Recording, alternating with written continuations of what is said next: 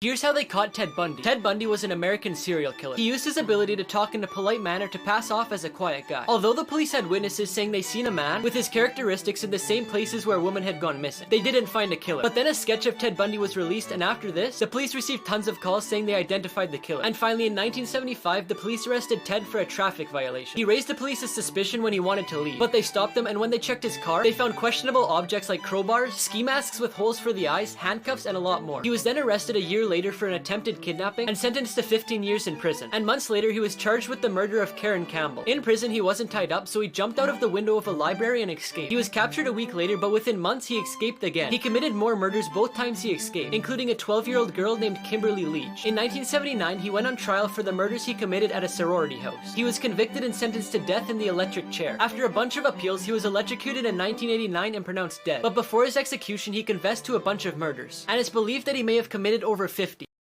Let's talk about what happened to Jacob Landine and how his killer is still out there. Jacob was born on July 1st, 1986 to his mother Brenda and to his father Gene in Texas. He had an older brother named Eric, and Eric was so excited about having a new baby brother. This is something that he really wanted for a long time, and the day that Jacob was born was just like the best day ever for everyone. Now, their father Gene wasn't really in the picture. He was actually having an emotional affair with another woman, and when Brenda found out about that, she decided to leave him. She grabbed the two kids, she packed everything up, and they all moved to Socorro, New Mexico. Now, the reason they moved there is because that's where Brenda's family was, so she figured that they would be able to help watch the children while she went to work and, help provide for the family. Now, during this time, Brenda started to grow closer to an old family friend. Now, Eric asked that we do not use this man's name, so for the sake of the video, I'm just going to refer to him as Nick. Nick and Brenda pretty much grew up together. His sister actually married Brenda's brother, and his aunt was Eric's godmother. So in a way, they all had some type of connection, and when Nick entered their life, Eric was very happy about this. Nick was very kind to him. He would watch movies with Eric, he would take care of baby Jacob, and Eric just felt like this was the father figure that he had been looking for. He was just very charismatic, and in December of 1986, Brenda and Nick decided to move in together with the two children. Unfortunately, soon after Nick entered their lives, baby Jacob started to receive unexplained injuries. The first incident that happened is when Brenda noticed that Jacob had a skinned ear. So she took him to the doctor, and as they were trying to figure out what happened, Nick came over to Brenda and said that Eric was responsible for this injury. He said that Eric had picked up Jacob from his crib and then dropped him to the floor. That the reason he had done this is because Eric was jealous of his new baby brother. So Brenda goes over to Eric, she asked him about this, and she was able to get Eric to admit that yes, he did this. Now keep in mind that at this time, Jacob is only 6 to 7 months old and Eric is 6 years old. So for a 6-year-old to reach over to a crib, pick up a baby, and then drop him to the ground, it just kind of seemed odd. But this is what Nick was telling Brenda. He was telling her that he had seen Eric be jealous before and that this wasn't the first time that Eric had injured baby Jacob. The second injury occurred 2 to 3 weeks later. This is when the kid's grandmother, Merlinda, was taking care of baby Jacob and noticed a lump on his head.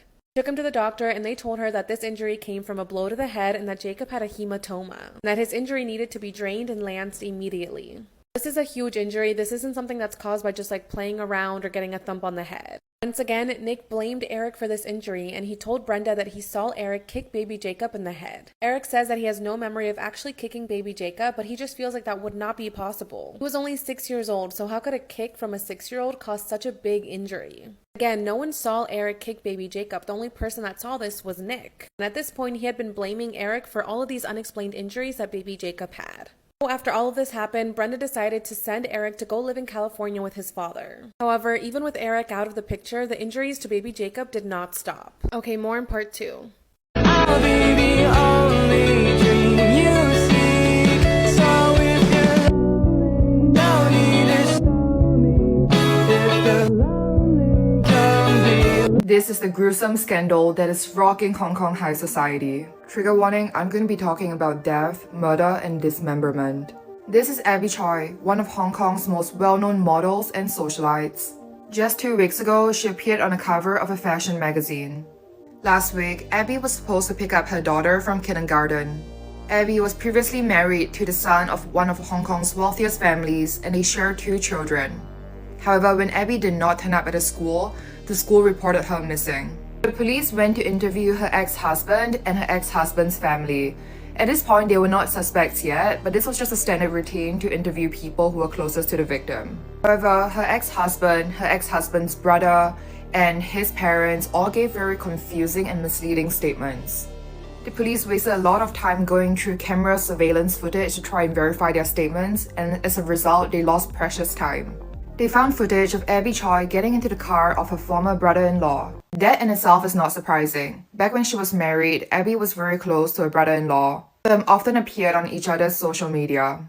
In fact, her former brother-in-law, Anthony, was Abby's personal driver. But after the police saw Abby getting into his car, and that was the last time that Abby was ever seen in public, they decided to follow the surveillance footage, and they followed it all the way to this small rental flat in a Hong Kong village. And what they found in there was gruesome. The flat was pretty big, but there was almost no furniture except for a table and a couch. But the police found plenty of other very interesting things. They found a purple handbag belonging to Abby, which contained her identification cards. They also found equipment like a meat cleaver, an electric saw, a meat grinder, and a hammer. What's more, they also found black raincoats and face shields that they believe the murderers wore while dismembering Abby's body so that they wouldn't get splattered with her blood. Because yes, Abby's body was dismembered. They found her 2 legs in a refrigerator and her body tissue in 2 pots of soup. The police are still looking for her head, torso, and arms, which they believe were discarded. What's most shocking is that when the police invented the origins of the rental flat in this Hong Kong village, they found that it had been rented just a few weeks ago by Abby's former father-in-law. Alongside her former mother-in-law, it seems like the entire family was in cahoots to get rid of Abby. Allegedly, she was caught in financial disputes with them worth millions of dollars. So Abby's former husband and in-laws decided to get rid of her. Imagine killing your boyfriend so no one else could have him. Trigger warning for graphic content. Ryan Poston from Kentucky, Ohio started dating psychology student Cheyenne Hubers in March 2011. The two met on Facebook, and even though Cheyenne was 19 and he was 28 years old, they became inseparable fast. Cheyenne was known for her aggressive behavior, and it was no surprise to anyone when she became clingy, obsessive, controlling, and abusive towards her boyfriend Ryan. Despite all of this, Ryan continued to date Cheyenne for a while before he got fed up. Ryan had complained about how Cheyenne would show up to his condo unannounced, she would get inside, and when he would tell her to leave, she would refuse to go anywhere. He very much tried breaking up with her a few times, but Cheyenne refused to accept it and just continued to show up and to dress up for him, and somehow she would always end up getting him back. On October 11th, 2012, things took a turn for the worse. Ryan broke up with Cheyenne, and this time Cheyenne knew it was for good. She ended up having a meltdown, and with Ryan asked her to leave, she refused and spent the night. The next morning, before leaving Ryan's condo, Cheyenne logged into his Facebook and discovered that he had a date set up for that night. The date was with this beautiful woman who was Miss Ohio 2012. While Ryan was getting ready for his date, Cheyenne used one of her keys that she had stolen from him and went into his home. Ryan locked himself in the bedroom, but this didn't stop her. She used a hairpin to break in and get inside of his bedroom. This is when it's believed that she confronted Ryan about his date and shot him in the face around 6 times.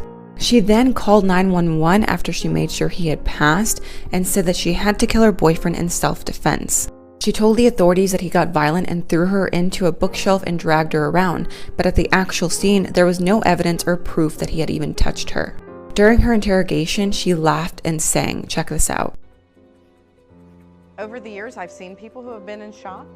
I've never had anybody tell me that someone pirouettes when they're in shock, that someone sings when they're in shock, that somebody snaps their fingers and says, "I did it," when they're in shock. I did. Yeah, I did.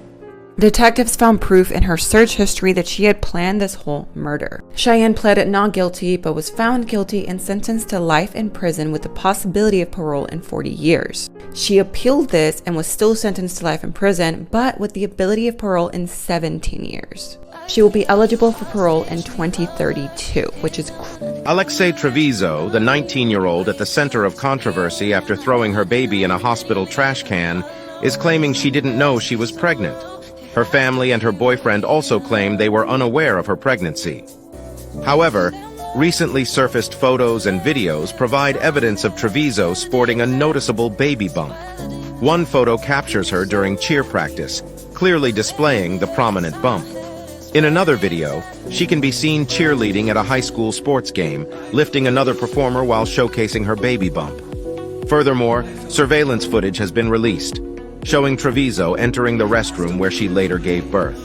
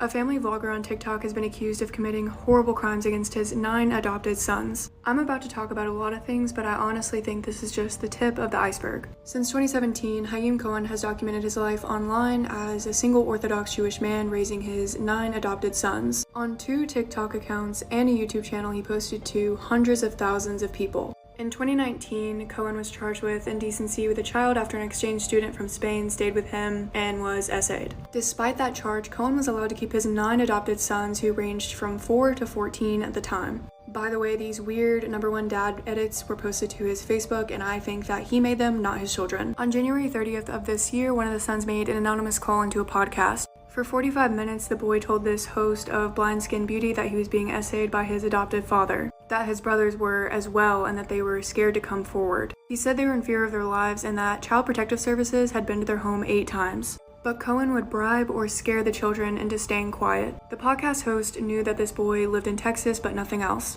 But after 2 days and at least 200 phone calls, she finally tracked the family down. Thanks to Cohen's large social media presence, it wasn't hard. She filed a police report, and they found out that the boy had called from Cohen's home via his IP address. Within a couple of days, Cohen was arrested for essaying his son. After interviewing all the children, at least 5 more have come forward about the essay. And 2 weeks ago, Cohen was faced with nearly a dozen new charges. It's been reported that this abuse has been going on for at least 6 years. He also allegedly beat them with belts and doused them with pepper spray, among other horrible things. Cohen's identity is also being called into question. In interviews, he's claimed to be raised Jewish in New York City, but he was actually born in Odessa, Texas. And he was born as Jeffrey Vagel. He changed his name multiple times before settling on Haim Cohen in 2010. And the only time he claimed to convert to this religion and not be born into it is when he requested to adopt a Jewish name in court. But all other times he said he was born and raised Jewish. He also stated that all 9 of his adopted sons were born Jewish, but a lawyer said that that was false. Cohen has also made up stories about how these boys ended up in care, at one point claiming a boy's parents died in a car crash, when in reality the dad had unalived himself and the mother had her rights taken away for several reasons. Cohen changed his adopted sons' names and forced them to dress and act as if they were born Jewish. Apparently one person in the Orthodox community quickly realized that Cohen was a fraud and said that Cohen was Ted Bundy level sociopath. The children have also reported that he has been faking illnesses and disabilities, that he doesn't actually need a wheelchair, that he spit up fake blood in court. Apparently he was only released on bond for the 2019 case because he told the court he was in hospice for a terminal illness. I think a lot more things are going to come out about this man because this hasn't even gone to trial yet.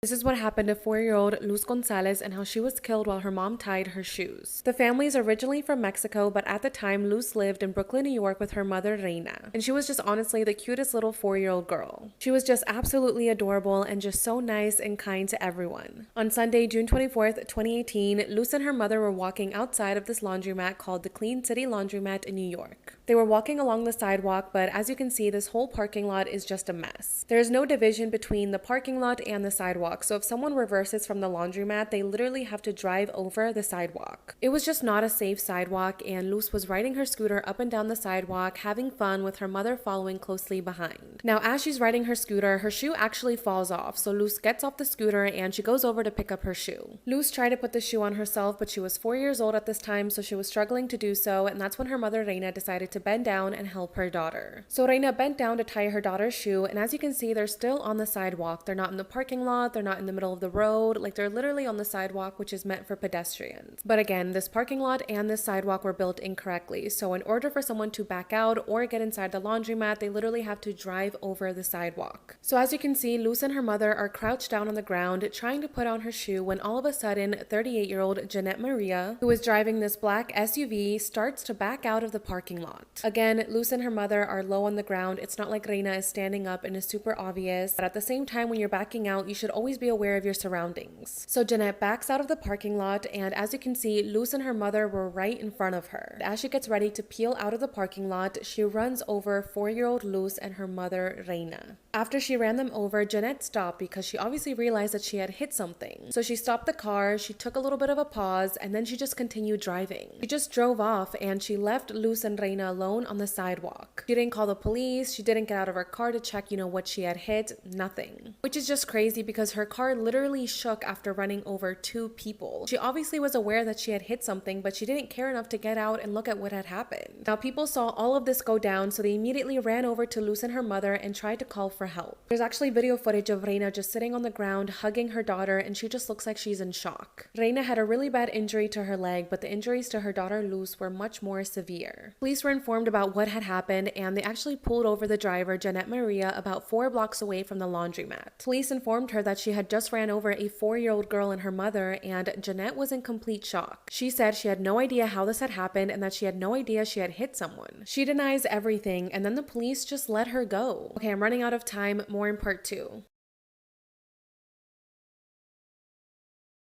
This young boy is one of the UK's most infamous missing persons. I'm True Crime Caitlin, and this is the disappearance of Andrew Gosden. Andrew was born on the 10th of July 1993. He lived in Doncaster with his parents, Kevin and Glynis, and his sister Charlotte, and they were an ordinary, happy family. Andrew was described as being very quiet, shy, mature. He was a little bit of a home bird. He spent a lot of time at home playing on his Xbox or listening to heavy metal music. He was also extremely intelligent. He was in the gifted programme at his school where he had a 100% attendance, and he was set to hit A stars in all of his GCSEs. The 14th of September 2007 was Andrew's 8th day back at school after the summer holidays. He woke up late and was very irritable and groggy, which was unusual. But he was up, ready and out of the house within 30 minutes, so kind of still leaving the time he normally would if he hadn't have slept in. He walked across Westfield Park going his normal route. He was seen by a family friend here who was sat on a bench. However, instead of catching the bus and going to school, Andrew walked to a cash point and withdrew £200. This was almost everything that he had in his account. He only had £14 left after the withdrawal, and it's believed that he only left that £14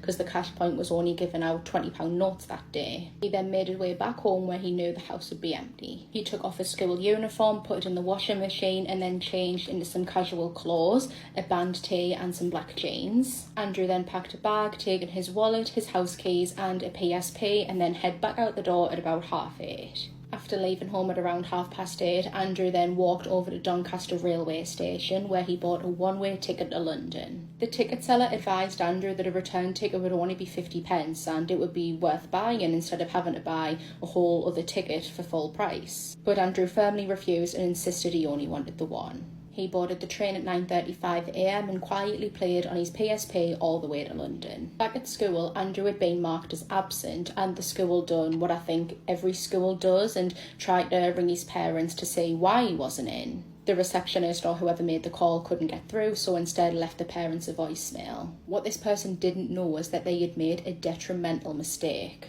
Andrew arrived at King's Cross Station and was captured on CCTV, leaving the station at around 11:25 a.m. This is the last confirmed sighting of 14-year-old Andrew. When Kevin and Glynis got home from work that night, they just assumed that Andrew was upstairs playing on his games like how he was virtually every other night. When his tea was done, Charlotte called out for him and she was met with silence. Andrew wasn't home. His parents tried not to jump to conclusions. Maybe he could be at a friend's house and just lost track of time. They began ringing around, and call after call they were met with people telling them that Andrew was not there. It was from one of these calls that they learned that Andrew hadn't even gone to school that day. This was immediately alarming to Glynis because she had watched him leave the door that morning wearing his school uniform. She, panic rushed over the family and they contacted the police. Everyone within the family's close circle sprung into action, and within mere hours they had designed, printed and began distributing missing person flyers. Searches began on Andrew's route to school and the nearby wasteland, but all turned up nothing. It wasn't until 3 days later that the ticket seller from the train station came forward to police and relayed her interaction with him onto them. She had remembered him because of his refusal to buy a return ticket from London, and also because she thought he looked too small to be travelling by himself. It took several weeks for the CCTV to come back, but when it did come back, it confirmed that Andrew had made it to London. But after this, the trail of him just goes completely cold, and he has still never been found to this day. There have been several potential sightings of Andrew all across the country. One of the most credible ones was being 1 month after his disappearance. A woman thought that she saw him in Covent Gardens. She approached the boy and he denied being Andrew, said that it wasn't him, but she did contact the police still. They didn't come to interview her until 2 weeks after this interaction. Over the years, the Gosden family have done many things to try and find their son. In 2011, they paid for a sonar search of the River Thames, but it turned up nothing. They released regular age progression photos of him that had his pictures on milk cartons and buses. In 2017, it was reported that police are still annually checking the John Does that come in to see if any of them match up with Andrew. Also in 2017, Kevin done a 10-hour sponsored silence to raise money for the Missing People charity. He decided to do 10 hours, 1 hour representing each year that his son has been missing. On Andrew's 29th birthday last year, Kevin wrote a blog post saying, quote, "As we reach his 29th birthday, we realise that he's been gone for longer than he was here. The intensity of his not being here with us continues every day. A huge hole in our lives and our family. For me, I think the one thing we cannot lose is hope. Hope of reunion, hope of news, hope of an answer of any kind." In December 2021, the first arrests linked to Andrew's case was done. 2 men were arrested on suspicion of kidnapping and human trafficking. Their electronics were all seized and are currently under forensic investigation, which can take up to a year for results. The men have since been released but are still under investigation. Andrew has been missing since September 14th, 2007. Any information that might help find him, please submit to South Yorkshire Police on 101 or Missing People on 116000 or Crime Stoppers anonymously on 0800 555 111.